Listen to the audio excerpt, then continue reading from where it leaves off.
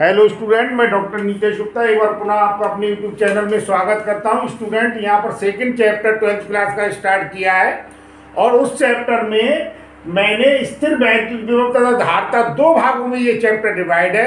तो स्थिर वैद्युत विभव वाले जितने टॉपिक हैं वो सभी मैंने कंप्लीट कर दिए और कंप्लीट करने के बाद उन सभी से मिलाकर एक पोर्शन फर्स्ट पार्ट के नाम से मैंने वीडियो अपलोड कर दिया है। और जितने भी इसके शेष टॉपिक पहले वाले हैं, अगर आप उन्हें देखना चाहते हैं तो डिस्क्रिप्शन में मैं आपको लिंक भेज दूंगा जिससे आप देख सकते हैं। ये दो भागों में डिवाइड है। एक भाग ऐसे मान सकते हैं, इसका आपका जो स्थिर वैद्युत विभव है उसके पोर्शन को हम पूरा कर चुके हैं, यानी पोटेंशियल और पोटेंशियल डिफरेंस से रिलेटेड जितने टॉपिक हैं उन्हें हम कंप्लीट कर चुके हैं। अब जो आगे के वीडियोज हैं और आज के जो टॉपिक हैं वो सभी रिलेटेड किससे, धारिता से रिलेटेड है, कैपेसिटेंस से रिलेटेड है। तो आज हम छोटे छोटे दो टॉपिक्स के बारे में डिस्कस करेंगे।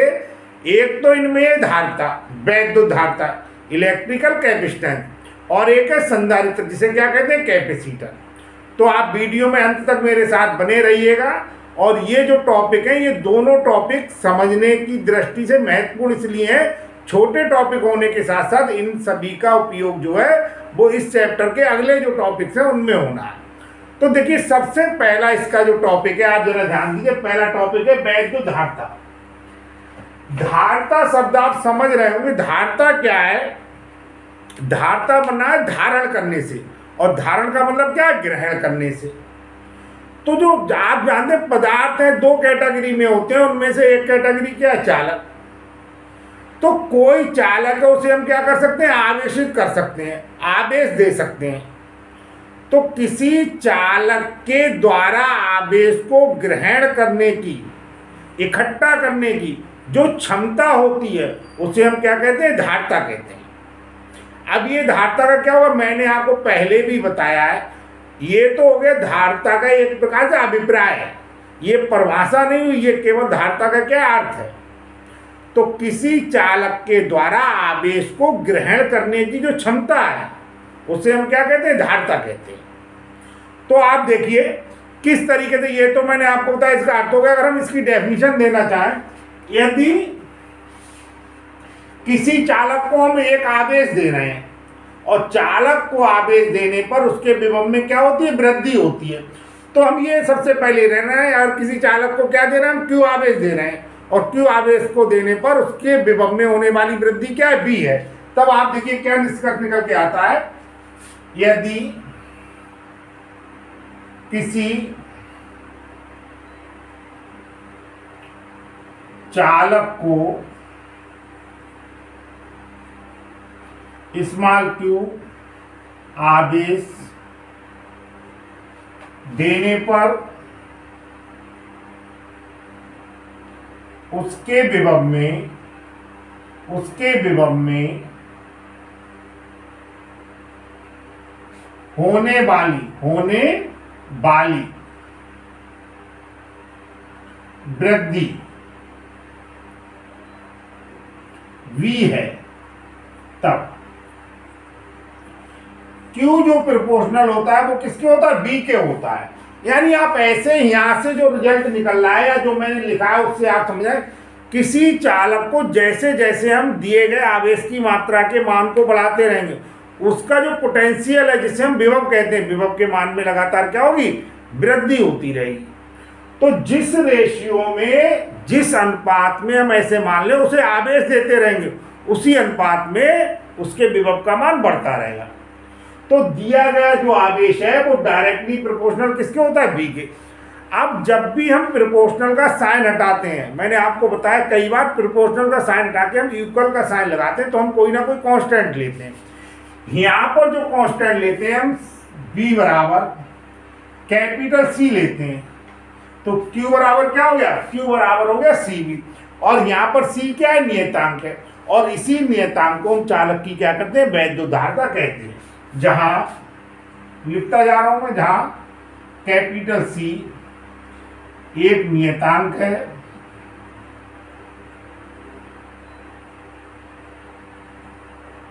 जिसे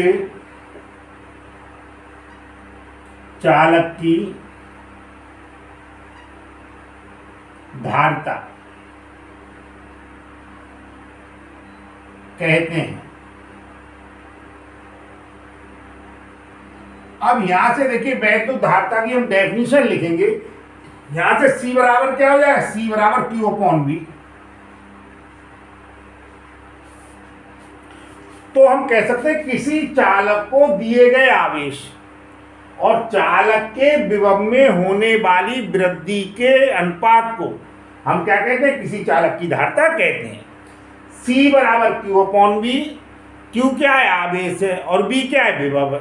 तो किसी चालक को दिए गए आवेश और उसके विभव में होने वाली वृद्धि के अनुपात को हम क्या कहते हैं, हम चालक की वैद्युत धारिता कहते हैं। हम एक प्रकार से और कह सकते हैं, अगर हम V का मान 1 ले लें, एकांक ले लें, पहले हम यही डेफिनेशन बताएं फिर मैं दूसरी बताऊंगा वरना आप कंफ्यूजन हो जाए। हम कहेंगे किसी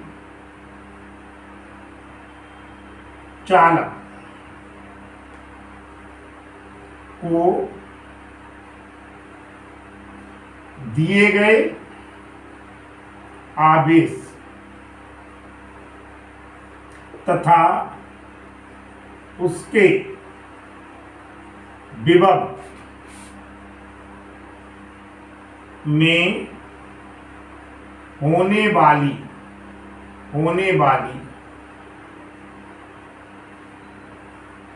वृद्धि के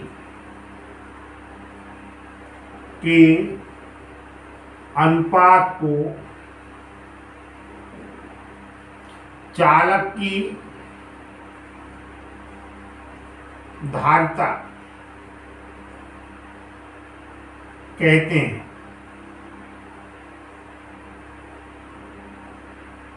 कहते हैं। इन्वर्टेड का नाम बंद कीजिए। क्या हुआ, किसी चालक को दिए गए आवेश और उसके विभव में होने वाली वृद्धि के अनुपात को चालक की धारिता कहते हैं। एक प्रकार से हम और इसे डिफाइन कर सकते हैं, अगर आप समझना चाहें। V का मान 1 है ना।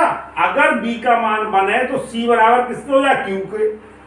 हम कह सकते हैं किसी चालक के विभव में एकांक वृद्धि करने के लिए चालक को जितना आवेश देना पड़ता है, किसी चालक के विभव में एकांक वृद्धि करने के लिए चालक को दिया गया आवेश ही चालक की क्या होता है, वैद्युत धारिता कहलाता है।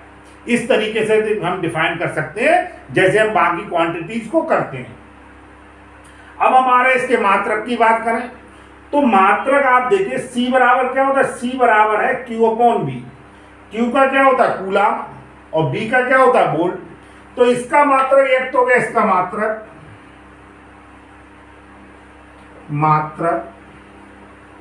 क्या हो जाए, coulomb upon volt, coulomb upon volt. अथवा इसे हम क्या कहते हैं ना बेटा, फैरड कह देते।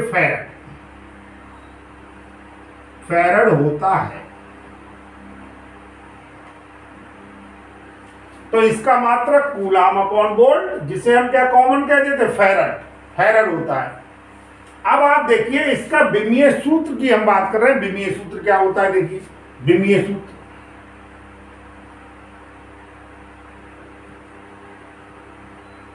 अभी हम एक लाइन यहां पर बना दे रहे हैं जिससे कंफ्यूजन ना हो, मिक्स ना हो जाए आपस में, जिससे आपको ध्यान बना रहे हैं। सबसे पहले हम विमीय सूत्र निकाल रहे हैं। देखिए पूछ लेते हैं एग्जाम में विमीय सूत्र के बारे में। इस साइड पर हम संधारित्र के बारे में पढ़ाएंगे। अभी देखिए, अब देखिए विमीय सूत्र क्या होगा।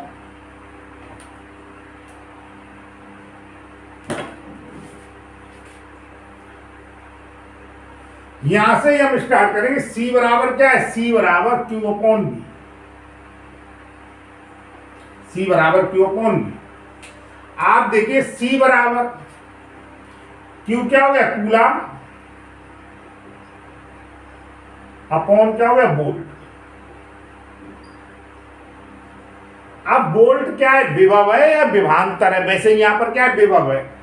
अब V बराबर आप जानते हैं W अपॉन क्या होता है, Q होता है। जो विभव की परिभाषा है W अपॉन क्या होता है, Q होता है।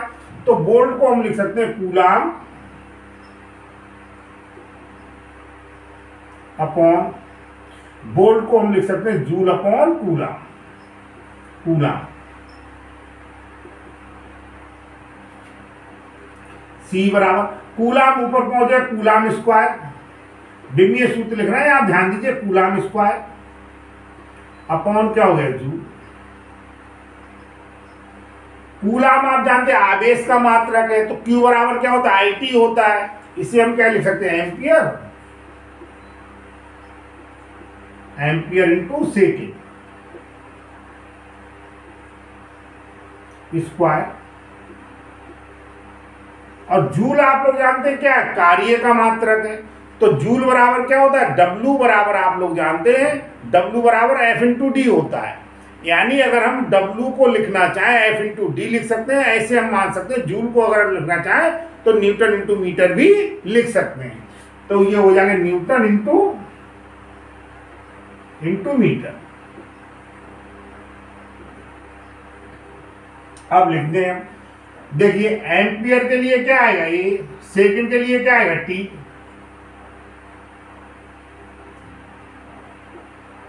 स्क्वायर है। न्यूटन के लिए क्या था ml T-2,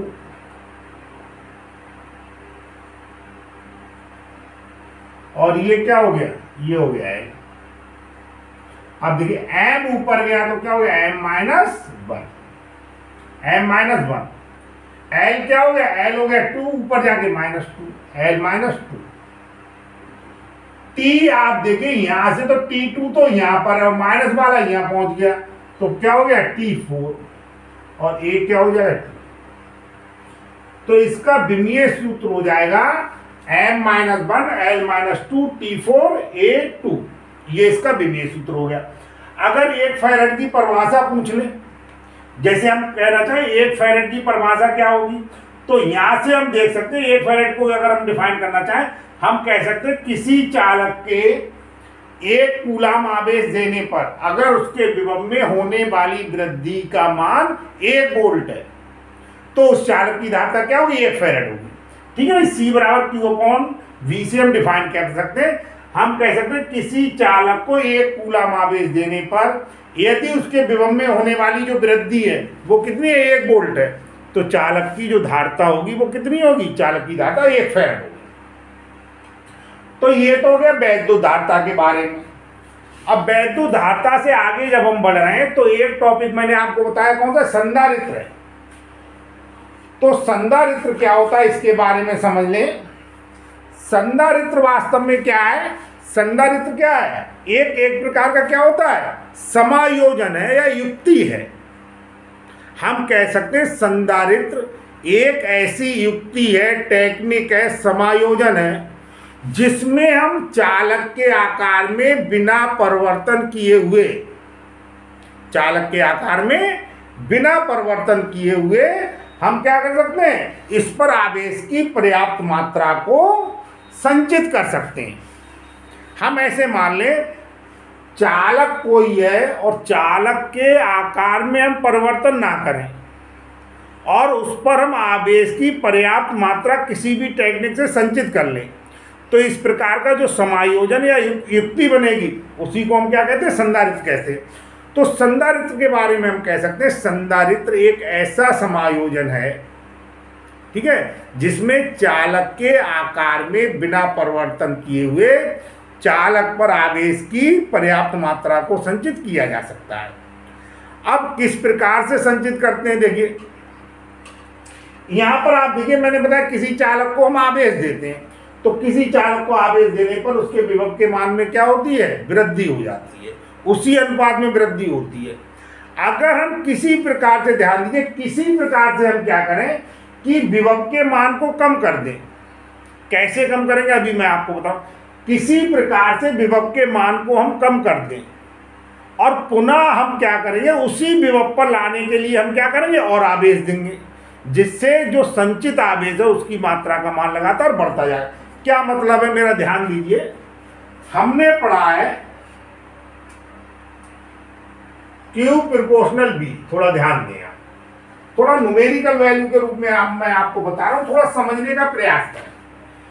जैसे बेटा मान लीजिए हमने एक रीडिंग ली जिसमें Q का मान क्या है 10 है ना, और B का मान कितना है 5 है। अब हमने क्या किया, ध्यान से देखिएगा आप, हमने किसी प्रकार से इसके विभव में कमी कर दी। कैसे करते हैं अभी मैंने आपको बताऊंगा अभी। तो इसके विभव के मान को किसी प्रकार से हमने क्या कर दिया, 4 कर दिया। अब 4 करने के बाद हमें क्या करना, हमें उसी पर लौटा के लाना, 5 पर ही लाना। तो हमें क्या करना पड़ेगा, और आवेश देना पड़ेगा। मान लीजिए 10 तो आवेश पहले था, 1 हमने और दे दिया, यानी आवेश की मात्रा बढ़ के कितनी हो गई, 11। कितनी हो गई, 11। अब आप देखिए, अगर मान लीजिए अब ये 5 पर पहुंच गया, हमने फिर क्या किया, 5 से मान लीजिए फिर हमने कितना कर दिया, 4 कर दिया, 4 कर दिया। अब आप देखिए इस पर आवेश की मात्रा कितनी हो गई थी, 11 हो गई थी। अब 4 से हम इसे पुनः किसमें लेना चाह रहे हैं, हम चाह रहे हैं ये 4 से पुनः उसी विभव पर पहुंच जाए, 5 पर। तो हम क्या करेंगे, आवेश और देंगे। मान लीजिए हमने कितना दिया, 1 कूलम आवेश और दिया, तो ये कितना हो गया, 12। इस प्रकार से मैंने आपको बताया था, अगर हम किसी प्रकार से विभव के मान को कम कर दें, पुनः उसी विभव पर वापस लाने के लिए हमें क्या करना पड़ेगा, और आवेश देना पड़ेगा, जिससे संचित आवेश की मात्रा का मान लगातार क्या होता, बढ़ता रहता है। किस प्रकार से हम विभव के मान को कम कर सकते हैं, अगर हमारे पास कोई आवेशित चालक है और आवेशित चालक के पास हम कोई अनावेशित चालक ले आए, ऐसा चालक ले आए जिस पर कोई आवेश नहीं है, तो जो आवेशित चालक है उसके विभव का मान क्या हो जाएगा, कम हो जाएगा। ठीक है, स्पष्ट हुआ नहीं हुआ। अगर किसी आवेशित चालक के पास हम कोई ऐसा चालक ले आए जो अनावेशित है, जिस पर आवेश नहीं है, तो जो आवेशित चालक है उसके विभव का मान क्या हो जाएगा, कम हो जाएगा। और जो अनावेशित चालक है, ठीक है नहीं, अनावेशित चालक को अगर पृथ्वी से जोड़ दें तो विभव का मान क्या होता है, और कम हो जाता है आवेशित चालक के। तो इस प्रकार से पुनः उसी विभव पर लाने के लिए हम क्या करते हैं, हम चालक को और आवेश देते हैं, जिससे चालक के आकार में बिना परिवर्तन किए हुए हम आवेश की एक निश्चित मात्रा को संचित कर सकते हैं, एकत्र कर सकते हैं। तो ये तो हो गया आपका संधारित्र पे किस प्रकार से मैंने आपको बताया, विभव के मान को कम करके पुनः उसी विभव पर लाने के लिए हम आवेश की मात्रा को बढ़ाते रहते हैं। अब संधारित्र वास्तव में है क्या, तो संधारित्र क्या है, हम कह सकते हैं संधारित्र समान प्रकार के या समान आकार के दो चालकों का क्या है, एक युग्म है, जो एक दूसरे से थोड़ी दूरी पर होते हैं और जिन पर बराबर तथा विपरीत आवेश होता है। हम कह सकते हैं संधारित्र दो समान आकार के चालकों का युग्म है, जो एक दूसरे से कुछ दूरी पर होते हैं और जिन पर बराबर तथा विपरीत आवेश होता है। और जो चालकों के युग्म है उन्हें क्या कहते हैं, प्लेट कहते हैं। तो अगर हम डेफिनेशन लिखना चाहें हम लिख सकते हैं, दो समान आकार के चालकों का ऐसा युग्म जो एक दूसरे से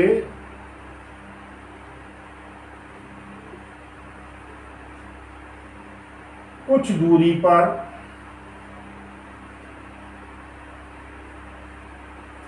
स्थित हों तथा उन पर विपरीत आवेश हो।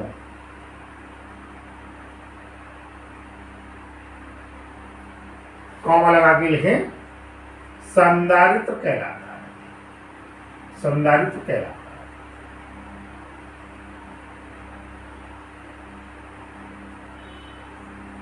संधारित्र कहलाता है। ध्यान दीजिए, दो समान आकार के चालकों का ऐसा युग्म माने जोड़ा या पेयर, जो एक दूसरे से कुछ दूरी पर स्थित हो और उन पर आवेश कैसे हो, विपरीत हो, संधारित्र कहलाता है। जैसे एक पर आवेश कितना है, +Q है, तो दूसरे पर क्या है, माइनस क्यू है। तो ये अगर संधारित्र क्या होता है हमें डिफाइन करना है, तो ये संधारित्र की क्या हुई, परिभाषा हुई। अब हम संधारित्र की धारिता की बात कर रहे हैं। यहाँ पर तो एक प्रकार से हमने क्या बताई, यहाँ पर हमने बताई चालक की धारिता क्या होती है। अब यहाँ पर केवल परिवर्तन क्या होगा, ध्यान दीजिए। देखिए यदि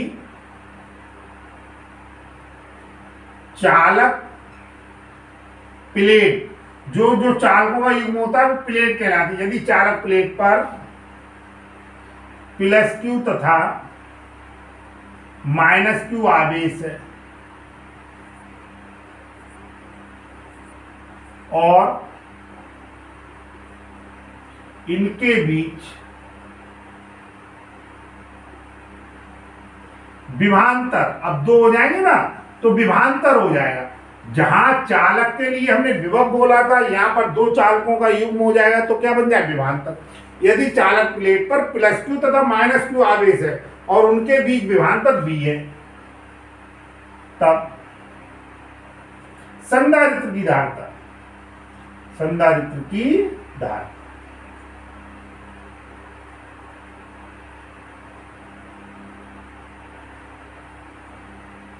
C बराबर क्या हो जाए, Q अपॉन B। C बराबर Q अपॉन B, यही डेफिनेशन है, C बराबर Q अपॉन B। लेकिन अंतर क्या है, हम कहेंगे किसी संधारित्र की धारिता, किसी संधारित्र की धारिता, चालक प्लेट, किसी संधारित्र की धारिता किसी एक प्लेट पर उपस्थित आवेश और दोनों प्लेटों के या दोनों चालकों के बीच जो विभवांतर होता है उसके अनुपात के क्या होती है, बराबर होती है। हम कह सकते हैं किसी संधारित्र की धारिता चालक प्लेट पर आवेश, यानी एक चालक प्लेट पर आवेश, क्योंकि एक पर प्लस होता है एक पर क्या होता है, माइनस। चालक प्लेट पर आवेश और दोनों प्लेटों के बीच जो विभवांतर होता है उसके अनुपात के क्या होती है, बराबर होती है। ठीक है नहीं, तो आप इसे याद कर लें। जैसे मैंने आपको बताया, डेफिनेशन यहाँ पे लिख चुके हैं इसलिए नहीं लिख रहे, फिर से सुन ले। किसी संधारित्र की धारिता किसी एक प्लेट पर उपस्थित आवेश या एक प्लेट को दिए गए आवेश और दोनों प्लेटों के बीच जो विभवांतर होता है उस विभवांतर के अनुपात के क्या होती है, बराबर होती है। तो ये आपके आ गई संधारित्र की धारिता की परिभाषा। क्या क्या चीजें मैंने आपको बता दी, संधारित्र वास्तव में क्या है, फिर मैंने आपको बताया संधारित्र वास्तव में क्या होता है और संधारित्र में हम किस प्रकार से विभव के मान को कम करके पुनः उसी विभव पर लाने के लिए आवेश के मान को बढ़ाते रहते हैं, जिससे आवेश की पर्याप्त मात्रा संचित हो जाती है। उदाहरण भी मैंने न्यूमेरिकल वैल्यू से बताया। फिर मैंने बताया संधारित्र की वास्तव में परिभाषा क्या है। मैंने बताया संधारित्र क्या है, संधारित्र समान आकार के चालकों का ऐसा पेयर होता है या युग्म होता है जो एक दूसरे से थोड़ी दूरी पर स्थित होते हैं, जिन पर बराबर और विपरीत आवेश होता है। ठीक है नहीं। अब मैंने बताया चालक प्लेट जिनसे मिलकर संधारित्र बनाए उन पर बराबर और विपरीत आवेश है, एक पर प्लस क्यू आवेश है और एक पर माइनस क्यू आवेश है और उनके बीच का विभवांतर भी है। तब संधारित्र की धारिता C बराबर क्या हो जाए, Q अपॉन B। जैसे मैंने बताया किसी संधारित्र की धारिता चालक प्लेट पर उपस्थित आवेश, एक चालक प्लेट पर उपस्थित आवेश और दोनों प्लेटों के बीच विभवांतर के अनुपात के क्या होती है, बराबर होती है। ये संधारित्र की धारिता की परिभाषा हो गई। अब संधारित्र की धारिता तीन क्वांटिटीज पर, तीन बातों पर निर्भर करती है, क्वांटिटीज भी हम कह सकते हैं, और जिसकी डिटेल अभी हम आपको समांतर प्लेट संधारित्र पढ़ाएंगे उसमें आप समझ जाएंगे। एक फार्मूला ही आ जाता, वैसे आप ये समझ लें, ये धारिता जो डिपेंड करती है नंबर वन डिपेंड करती है नंबर 2 और नंबर 3। सुन लिए, सबसे पहला ये डिपेंड करती है प्लेट के क्षेत्रफल, प्लेट के क्षेत्रफल पर, जो प्लेटें ली है उसके क्षेत्रफल पर। C जो प्रोपोर्शनल होता है A के, यानी चालक प्लेट के क्षेत्रफल के धारिता क्या होती है, डायरेक्टली प्रोपोर्शनल होती है। चालक प्लेट का जो क्षेत्रफल होता है अगर उसका मान हम बढ़ा देंगे तो धारिता का मान बढ़ जाएगा। तो पहला निष्कर्ष यहां पर याद रखिएगा आप, किसी चालक प्लेट के क्षेत्रफल को बढ़ा देने पर संधारित्र की धारिता का मान बढ़ जाएगा। अब चालक प्लेट्स जो होती है उनके बीच की जो दूरी होती है उसके व्युत्क्रमानुपाती होती है। देखिए प्लेटों के बीच की दूरी पर। तो C इनवर्सली प्रोपोर्शनल किसके होता है? D के। D क्या है? प्लेटों के बीच की दूरी।